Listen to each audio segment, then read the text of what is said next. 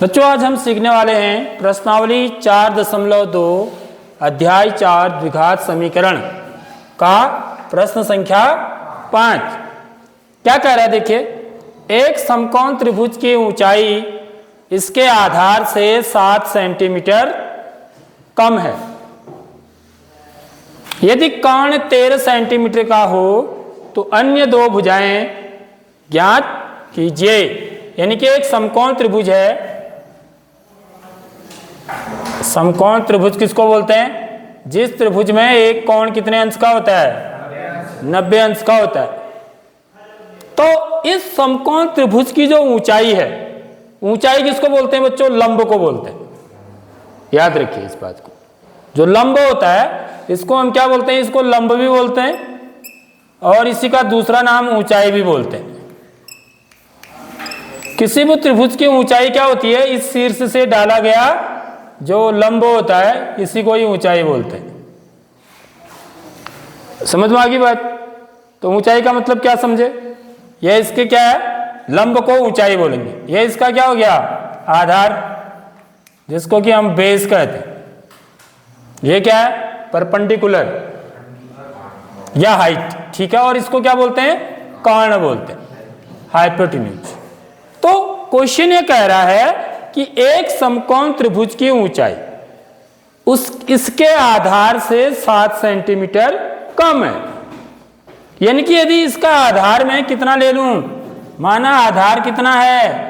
x centimetre है, तो इस समकोण त्रिभुज की जो ऊंचाई होगी वो कितनी होगी बताइए? x माइनस 7 आधार से 7 सेंटीमीटर कम है। नहीं समझे? यदि माना आधार 10 सेंटीमीटर है तो इसका जो ऊंचाई होगी वो कितनी होगी? 10 ऋण 7। आगे बात समझ में? यानी कि 3 सेंटीमीटर होगी। कैसे निकला? 10 में से 7 को घटा के। यदि आधार में x सेंटीमीटर मान लेता हूं, क्योंकि मुझे नहीं पता अभी कितना है, ठीक है, ये तो निकालना है।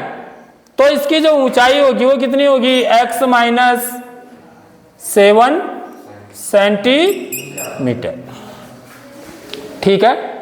और इसका कर्ण भी दे रखा है। देखिए, यदि कर्ण 13 सेंटीमीटर का हो और कर्ण कितना है? 13 सेंटीमीटर, तो बहुत आसान सा सवाल है। तो यहां पर हम क्या करेंगे? समकोण त्रिभुज में के लिए हम क्या प्रयोग करते हैं? पाइथागोरस प्रमेय। समझ में आ गई बात? तो पाइथागोरस प्रमेय अप्लाई करेंगे हम, तो उससे हम क्या करेंगे? x का मान आसानी से निकाल सकते हैं। समझ रहे हो बात? तो हल, माना समकोण त्रिभुज का आधार बराबर कितना? x centimetre. इसलिए इसकी ऊंचाई कितनी हो जाएगी? ऊंचाई बराबर x माइनस 7 सेंटीमीटर। और कर्ण कितना दिया हुआ है? 13 सेंटीमीटर। इसलिए पाइथागोरस प्रमेय से, पाइथागोरस प्रमेय से, पाइथागोरस प्रमेय क्या बोलता है बच्चों?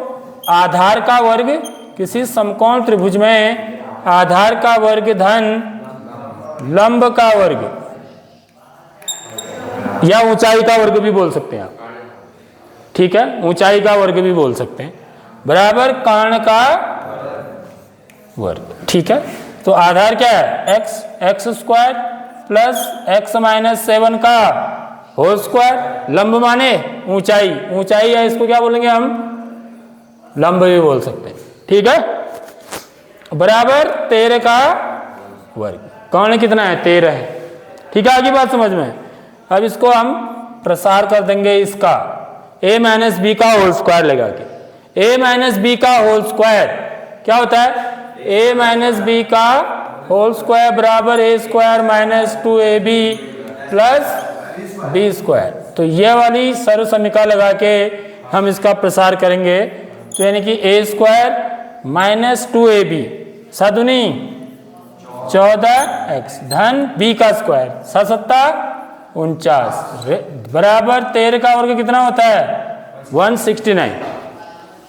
ठीक है, अब ये क्या हो जाएगा x वर्ग धन x वर्ग कितना हो गया 2x वर्ग ऋण 14x धन 49 ऋण 169 बराबर 0। इसको इधर ले आएंगे तो ये माइनस साइन का हो जाएगा। ठीक, तब ये कितना आ जाएगा 2x वर्ग ऋण 14x, चिन्ह किसका आएगा ऋण का आएगा, समझ मारी। तो 9 में से 9 घटाएंगे 0, 6 में से 4 घटाएंगे 2, 120 बराबर 0। अब क्या करेंगे, कोई बच्चा बता सकते हैं, बताओ तो क्या करेंगे अब क्या करेंगे बताइए, क्या करेंगे बलवंत बता सकते हो, बताओ क्या करेंगे। हाँ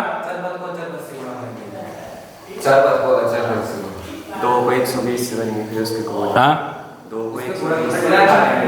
अरे बच्चों यही सवाल तो कल भी आया था। यहां पर देखेंगे ध्यान से, तुमने देखा ही नहीं है, इसमें 2 कॉमन है, सबसे पहले 2 कॉमन लेंगे।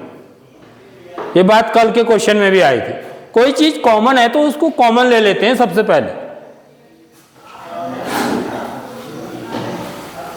तो भाई जो सवाल यहाँ पे बनाए जा रहे हैं इनको आप घर में जब तक प्रैक्टिस नहीं करोगे ना तब तक फिर दिक्कत आने वाली है, तभी आएगा आपको जब आप घर में प्रैक्टिस करेंगे। तो इसमें 2 कॉमन है, 2 कॉमन लेंगे तो क्या हो जाएगा x² माइनस 7x माइनस 2 छक्का 12 60 बराबर 0। अब 2 को यहां से हटाएंगे, x वर्ग ऋण 7x ऋण 60 बराबर 0/2। 0/2 कितना हुआ 2 का भाग 0 में कितनी बार जाएगा, x वर्ग ऋण 7x ऋण 60 बराबर 0। ये है असली आपकी। अब इसके हमको क्या करने हैं, गुणनखंड ज्ञात करने, निकाल लोगे।